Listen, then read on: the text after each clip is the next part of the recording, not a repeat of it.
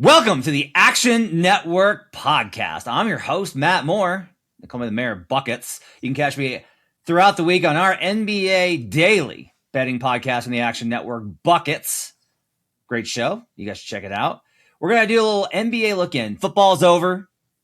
So now you're looking for something new to bet on. And boy, do I have the sport for you. If you want high-paced action and the highest level of competition, you should go watch hockey. But if you do want to find a sport that's got a big edge from night to night because of rest spots and opportunities, and especially the props, the best props in all sports, we got some NBA for you. We're going to talk MVP futures today. We're going to talk title futures. We're going to give you a best bet. We're going to take a look at the props market trends that we've seen this season, give you kind of an update on where the NBA stands as we go into the back quarter of the year and into the playoffs. And to do that, I've got with me Joe Dellera from the Cash That podcast. He's a frequent contributor on Buckets in the Action Network. You can find him in the Action Network app at Joe Dellera. Make sure to check him out. He's also in our Discord if you are to hang out in there. You should also go check out the Action Network app because it's the best way for you to track your picks. You get up to the second information where the bets and money are coming in on. If you sign up for Action Pro, you get up to the second updates on things that Sean Kerner's betting, which I know if you're listening to this podcast, you all know Sean and how insane he is and how quickly the lines move. Well, you're going to get those updates and notifications instantly when you sign up for Action Pro. So make sure to keep an eye out for that. You just go to actionnetwork.com/pro. Joe, we are most of the way through the NBA season. Everybody's always like, it's All-Star. We're halfway through. And I'm like, no, that was a month ago. It's actually about 3/4 of the way done. But we still have 2 months of season left. A lot of things to be decided still. Playoff picture coming into focus. I think we can kind of determine that we know who the 10 teams, including the play-in, are going to be in the Western Conference. Eastern Conference might be a little bit more up in the air. But we'll start here, and we'll start at DraftKings Sportsbook with this piece of information, which is the title odds for the NBA championship. The Oklahoma City Thunder, defending champs, are plus 135. The Denver Nuggets are second at plus 475. The San Antonio Spurs are 11-1. The Cleveland Cavaliers are 12-1. The Celtics, without Jason Tatum, who has been scrimmaging with the G League affiliate, 12-1. Detroit Pistons, number 1 seed in the Eastern Conference, at 13-1. The Knicks at 15-1. Bing bong. Houston Rockets at 25-1, the Wolves at 35-1, and the Lakers at 40-1. There are other teams, but we're not going to talk about those teams.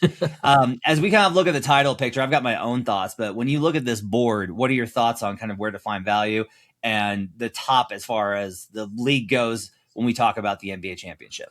Yeah, I mean, it definitely feels very Western Conference heavy when you look at the board here. 3 of the top teams are in the Western Conference, and then you kind of have all of the Eastern Conference teams just bunched together. They're like the Cavs, Celtics, Pistons, Knicks, all of you are together. But I do think that when we look at this, we have to kind of consider, and I'm trying to be as set my Knicks bias aside. I haven't made the Action Network podcast a Knicks podcast just yet, but I will say that I do think that there's a lot of value when you look at the Eastern Conference. In particular, you have to say that Detroit has value. Detroit is one of the top teams in the league. They have the best record in the NBA right now. They have a little bit of a tough stretch coming up. So they're playing right now. We're recording this on Monday night, but they were playing the San Antonio Spurs. So you have that head-to-head type of matchup against one of the top teams in the Western Conference as well. So we'll have to see kind of how these next couple of games go for them. Might impact their odds a little bit. But Detroit has been tremendous, and they are the best team in the league right now by record.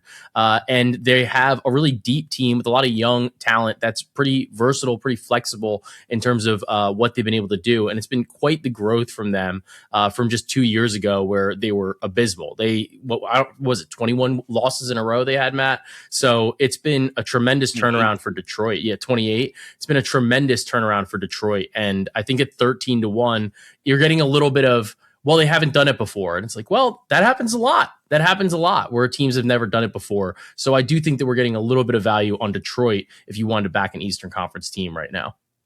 Yeah, I think if they had never played in the playoffs, like the Spurs, I have a lot of concerns about, because usually when teams make their first playoff run, they're not able to make it all the way. They can make a conference finals, but eventually something kind of catches them.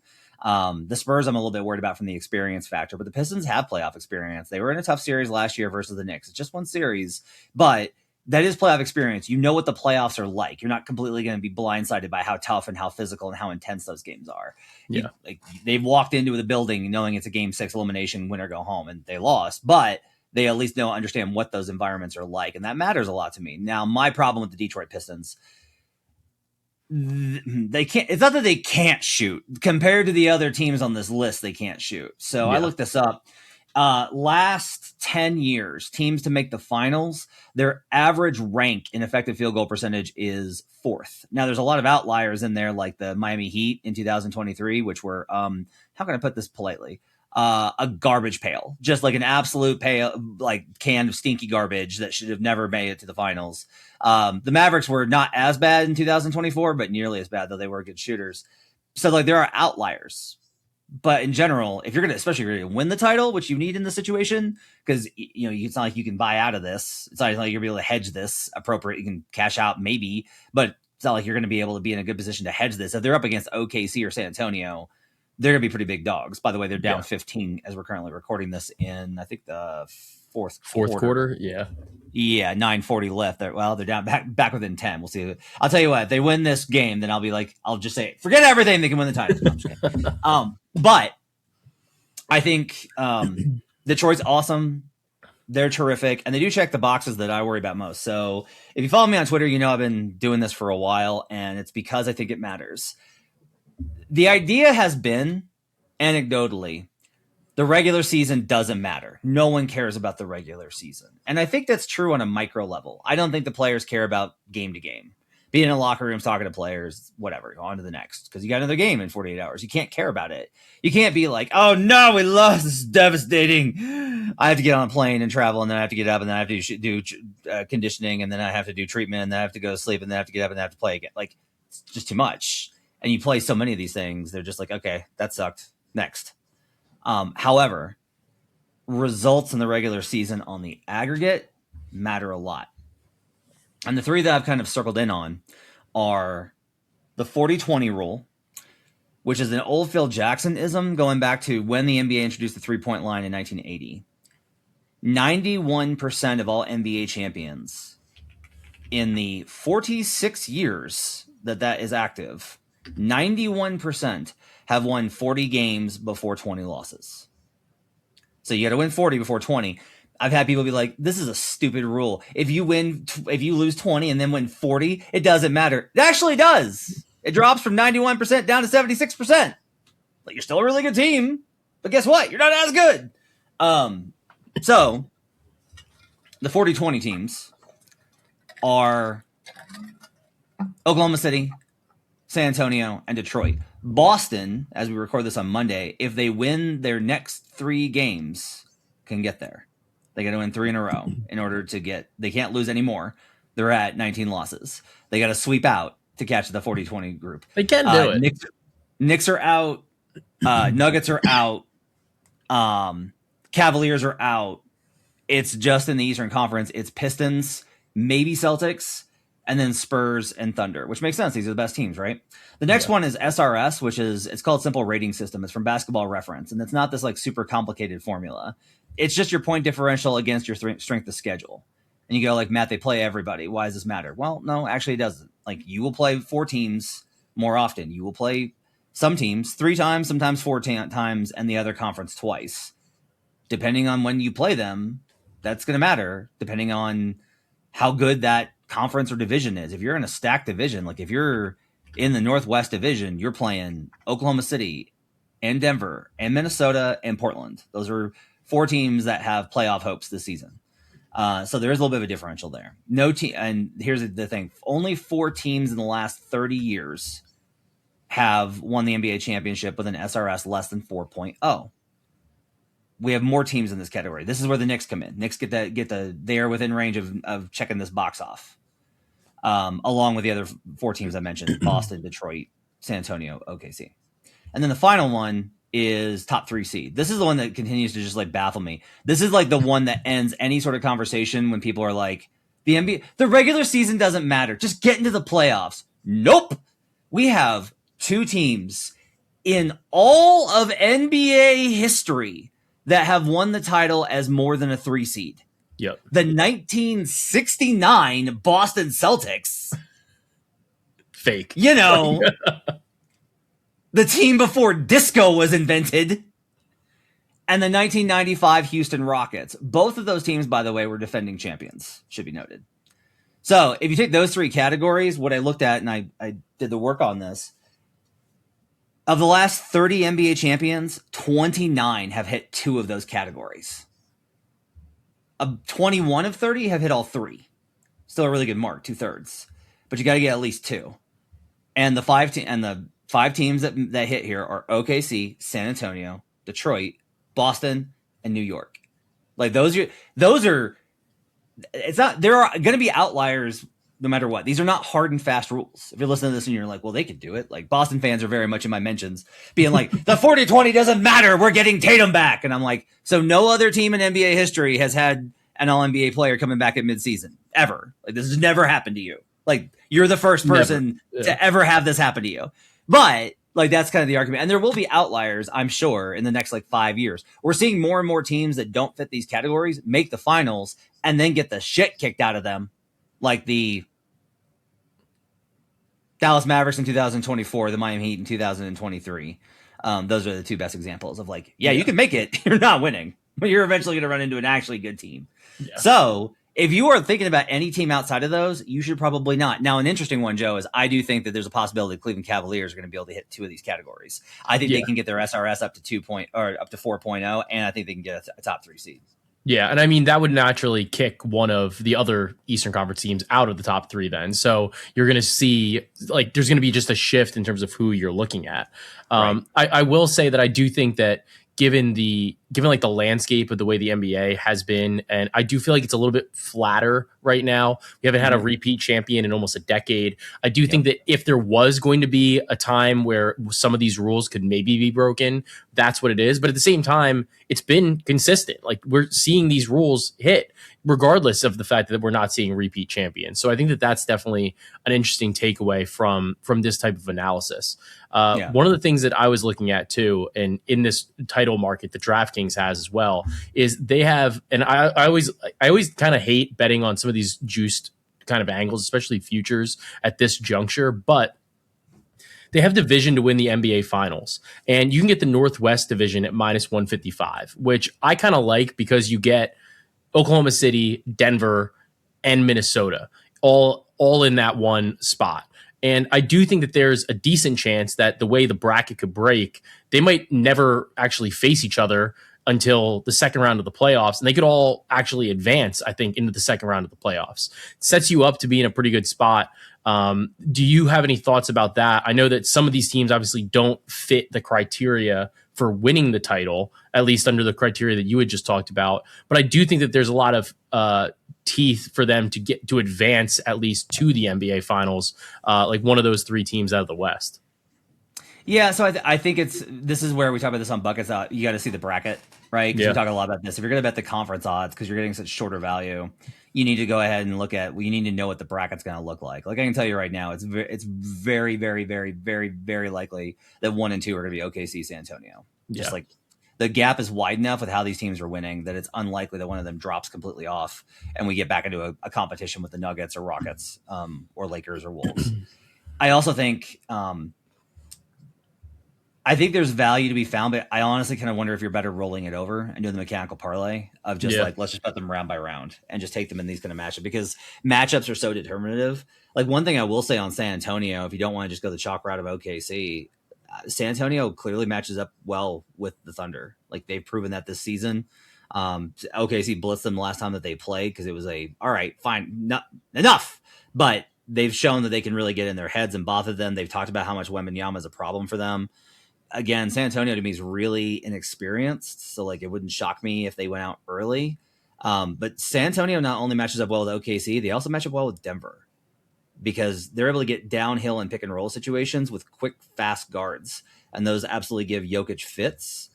And not a lot of the other teams have that. Like the Rockets do not have that kind of look. The Wolves have actually struggled against the Nuggets this year because they've got different personnel and their offense is a little bit more balanced. So there's all these kind of teams I think that have some opportunity there.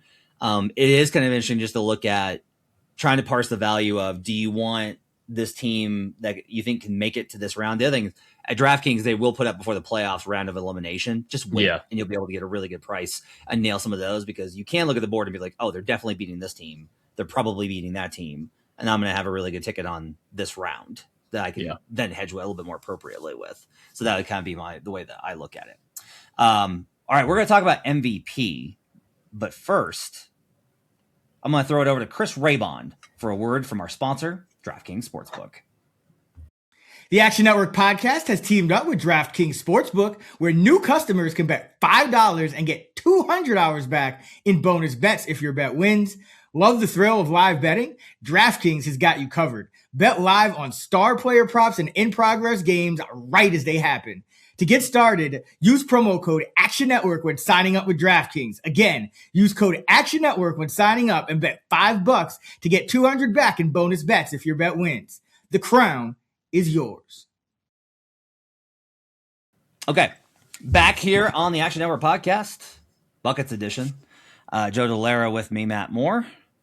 Let's talk MVP, because we thought this was done. I thought I was kind of checked out on MVP. I was like, all right, Shea's going to win. That's it. And that's just how it is. And we're done there. But Shai Gilgeous-Alexander remains the favorite, but he's down to minus 140. Nikola Jokic is plus 270. Cade Cunningham of the Detroit Pistons is plus 500. Victor Wembanyama's 25-1. Jaylen Brown's 30-1. Luka Doncic 40-1. Donovan Mitchell 120-1. Anthony Edwards 250-1. Jalen Brunson, bing bong, 500-1. Tyrese Maxey 500-1, and Kawhi Leonard 100-1. 1,000-1. I'm sorry, 1,000-1 for Kawhi. Which, by the way, in the ESPN straw poll, which I was polled on, I had Kawhi Leonard fourth, as a matter of fact, because I think he's been the best player in basketball for 2 months. The key here, if you're not an NBA follower, is that the NBA has implemented the 65-game rule, because it couldn't get its own players to play enough games, which it's really embarrassing to come on a football podcast and be like, yeah, they couldn't get their guys that are paid $50 million a year to try, so they had to make a rule. But it's true. And so now you're in a situation where Shai Gilgeous-Alexander has missed a handful of games and is going to be out for the rest of the week and might be reevaluated and then out even longer. We are reaching a point where his total games played is probably going to be closer to 70 than 80, which means that we are in danger of, if he suffers another injury, of it going to 65. And if he plays 64 games, he's ineligible. Nikola Jokic, meanwhile, missed a month in January, 16 games following his injury. They've got back-to-backs. Now, Jokic is playing on these back-to-back, and Jokic is a madman about playing through everything. So he's another guy that is going to try and play through a lot. Cade's in pretty good position here, which is one of the reasons why this is shorter. Is, look, the Pistons are the number one seed. He's the best player on the number one seed. His numbers have been good. They've had a phenomenal season. And if it's basically the 5-1 is if Shai and Jokic are ineligible, because the gap between Shai and Jokic and Cade is so massive. If they're eligible, it's just very hard for us to see any chance. Like, I've asked this question of Joe, and let's start at the top with the two, and then we can talk about Cade, because you laughed at Cade being 5-1 earlier because you're a Knicks fan and a hater. I assumed that like Shai was going to play like 78 games. So even though Jokic's metrics are insane, it wouldn't matter, because I was like, well, if Shai plays 78 and Joker plays 66, it's too many games, especially with the winning percentage difference. Yeah. But like OKC's lost a fair amount of games, and now we're looking at like 70 versus 66. How close do you think this could get if they both do squeak over the number? I think honestly, as long as they're both there, I think that it's just a 2-horse race. And then I do think that you at that point you really do have to look at team record. And Oklahoma City is still, they might finish with the best record in the NBA again. And they've been doing this with both teams have been doing this with a variety of different injuries, whether it's Denver or Oklahoma City. But Oklahoma City is really they've missed a lot of dudes for extended periods of time that you would expect to play. Jalen Williams has missed a ton of time, and he's a high usage player for them. They've missed Chet Holmgren for an extended period of time. They missed half their bench for an extended period of time. So I think that it's not unlikely that this goes to Shea. But I do think that if they're both pretty close, if they're both at like the 65 game mark somehow, and they both finish with the same amount of games, it is going to be a much bigger conversation where you have to say, where is Denver in the standings? And then, how did this team perform with him, without him? They've kind of struggled a little bit with him coming back. And I think that, we talk about this a lot on Buckets, and Matt, you in particular, talking about how it's hard for teams to readjust to bring in even the best player in the world. That becomes a problem. But Jokic's advanced stats are on another planet.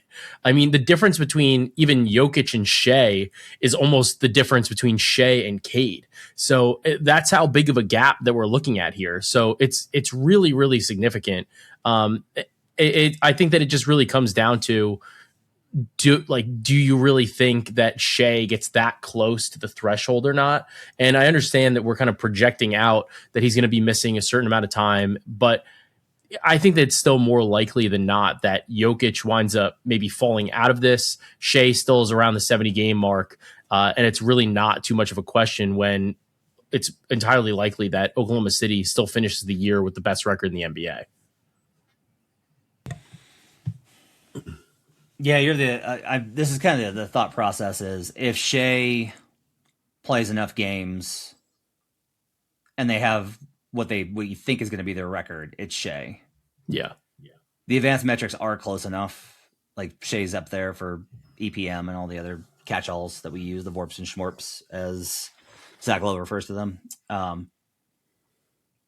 It's tough because if you actually do stack them up, if you actually look at the points, rebounds, assists, efficiency, you're just like, oh, it's Jokic. It's like, yeah, it's crazy. Very clear. Like, what are you insane? Like, come on. He's averaging a 30-point triple-double. This is crazy.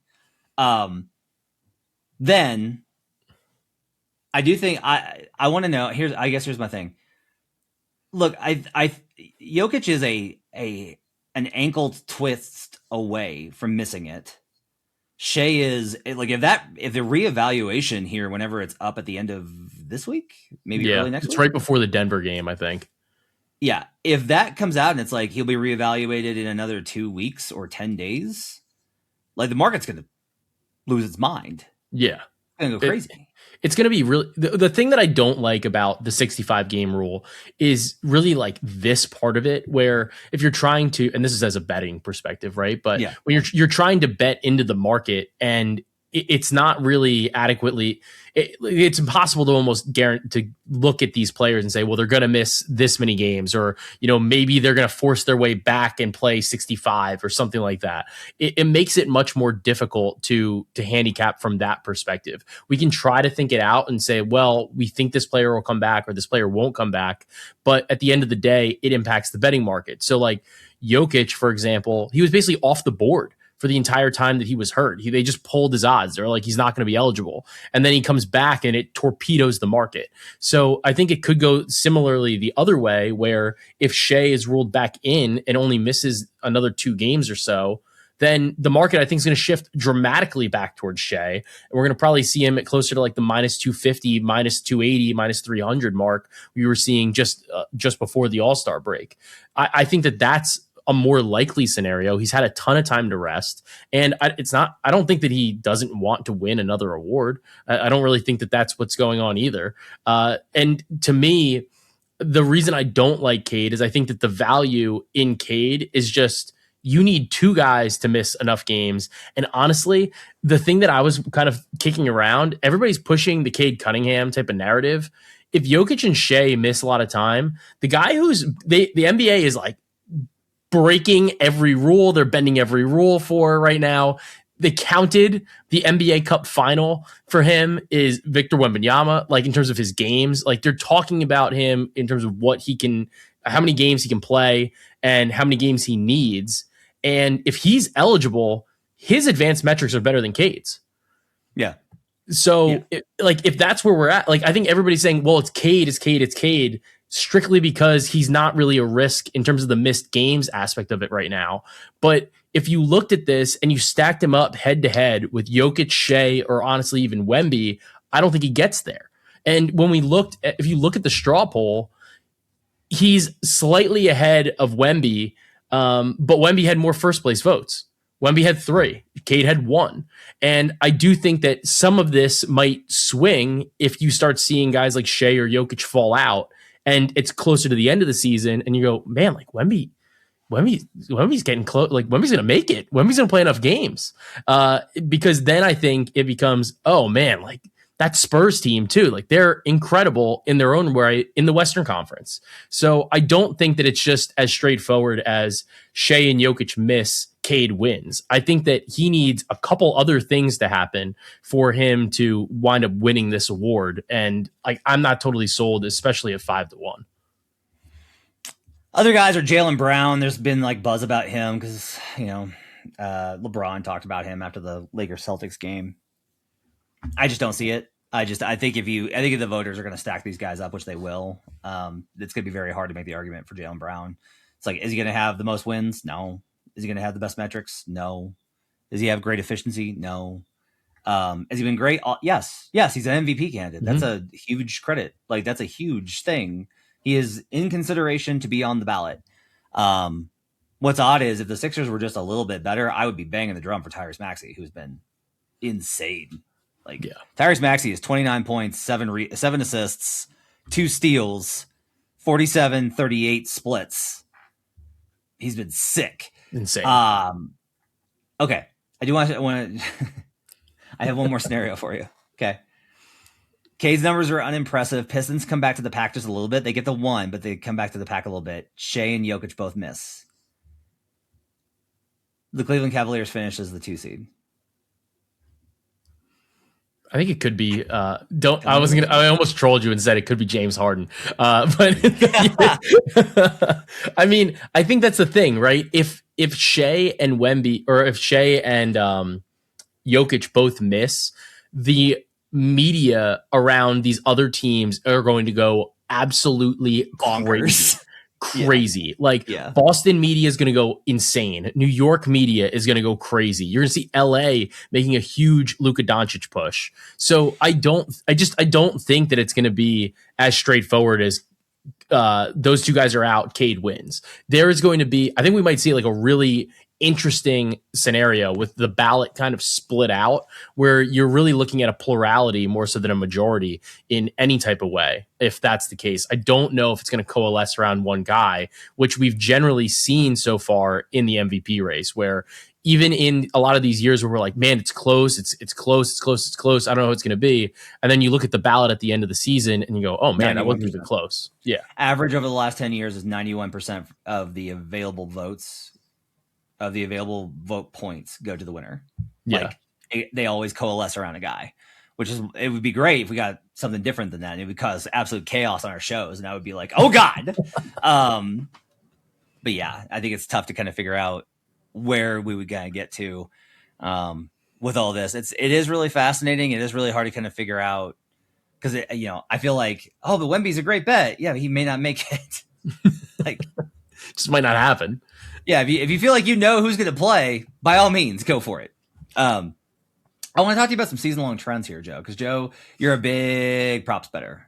Most of the bets that you give out on Buckets Podcast and in the Action Network app are prop bets. I want to kind of get your sense for what have been some of the trends that you've seen this season as far as how things have gone, like different things that you've noticed, tactics, strategies, angles to take. What have been some of the things that you've noticed this season from the props market?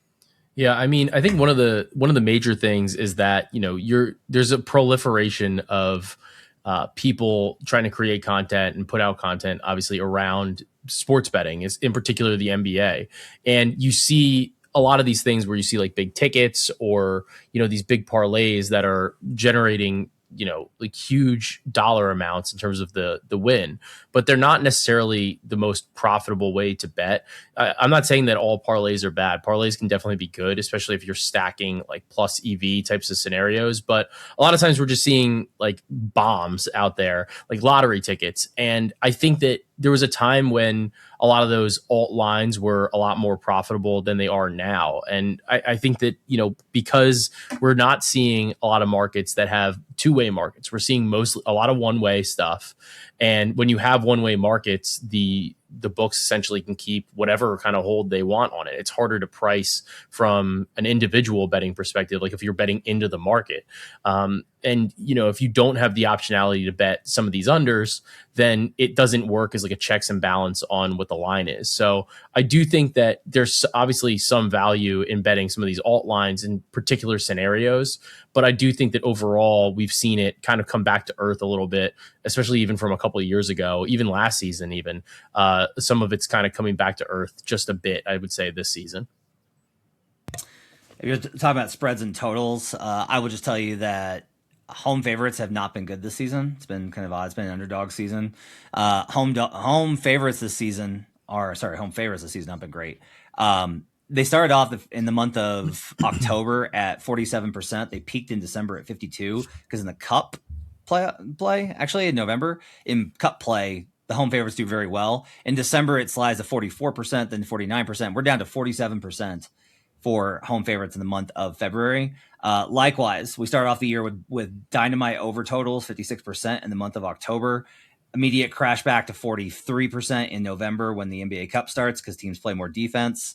47% in December, 42% in January, and we're down to 46% in February for totals in terms of the over rate. So we've got a pretty consistent unders, a little bit more profitable, dogs a little bit more profitable because things are a little bit more wide open. Even with I think the tanking teams have actually presented weird scenarios where, they've covered or they've won. You have a lot of teams that the market is kind of ahead of based off of the fact that they're tanking, something to kind of keep in mind on that. Okay. We got to give out a bet. So we're going to give out a best bet for the Tuesday slate. It's a very big slate in the NBA. Joe, you've got a prop that you feel is dynamite. What do you got? I do. So I'm going to be grabbing Austin Reeves under 4.5 assists. I really like this play. The Lakers are playing the Orlando Magic. It's like the last game on the slate, so you have as much time in the world to get this bet in. But I like under 4.5 assists. You can get it about like minus 135 or so in the market. So a little bit of juice, but nothing crazy. I would even consider playing under 3.5 if you can get it at plus money. The big thing for me here is that Reeves, over the course of the entire season, is averaging 4.5 assists.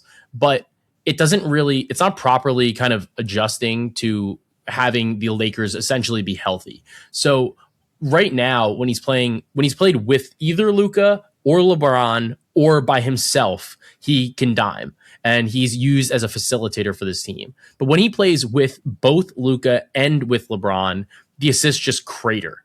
And he's only averaging in 12 games with the two of them this season. He's averaging 2.8 assists. And he's gone under this line in 11 of 12 games so far this season. So no matter how you kind of cut this, he's not touching this line. Orlando is actually really good at limiting assists as well. And they're playing at a pretty slow pace. They're about league average or below.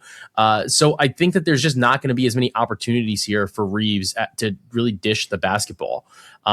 Reeves has really been used when he's playing alongside of Luka and LeBron as like a finisher on a lot of these drives, or Reeves is getting the ball, bringing the ball up himself and just creating his own shot. You have a lot of different scenarios here where even though like Luka can set people up, half the passes that he's really sending out, or really more than half, are either to Luka or to LeBron, both of whom aren't always like putting up a shot immediately. Sometimes they're dribbling around or they're swinging the ball to somebody else. So to me, I think that we see his passes go down. We're seeing his potential assists drop from 9 over the course of the entire season all the way down to 6.3. And then we're seeing that in the output as well, all the way down to 2.8 per game. So I'm going to grab Austin Reeves under 4.5 assists against the Orlando Magic. And again, if you can get under 3.5 at plus money, I don't mind that either. Great cap, man. Great cap. I will give a much shorter one, which is got Wolves and Blazers over. I project this based off of my model up at 242. It's 235 in the market as we're recording this. The Wolves are the number 2 road over team, and the Blazers are the number 3 home over team. Both these teams have a defensive reputation that kind of exceeds the reality. Wolves have not been consistent in terms of their defensive effort this year, game to game, and it causes a lot of those issues. They're also turnover prone. The Blazers are great at forcing turnovers, so they're going to get out get easy buckets, get back. Denny Avdia is out in this one with the back issue. We talked about that on Buckets on Sunday night. If you want to get into the most improved player market, you should go listen to that episode in our Future Jays with Joe and Jim Turvey. But this season when Denny Avdia is out, the over is still 6-4 in Blazers games. So there's no noticeable drop off for the offense, or at least in terms of the total performance when Denny is out. So I will take the over of 235 in Blazers Wolves. It gives you a little taste of what we give out every night on Buckets. We go live on youtube.com/the Action Network Sunday through Friday at 11 Eastern. You can check out the show there. Give us a like, review, and subscribe. Hope you guys have enjoyed the Action Network podcast. We'll have more content for you this week with the UFC episode, as well as other things getting you through the NFL offseason. Appreciate you guys being with us. That's Joe Dellera. You can find him at Joe Dellera on Twitter and in the Action Network app. Hopefully, if he's able to dig out of the snow that he's currently under. We appreciate you guys being with us. My thanks to David Payne, our producer. We'll see you guys again next time on the Action Network podcast presented by DraftKings Sportsbook.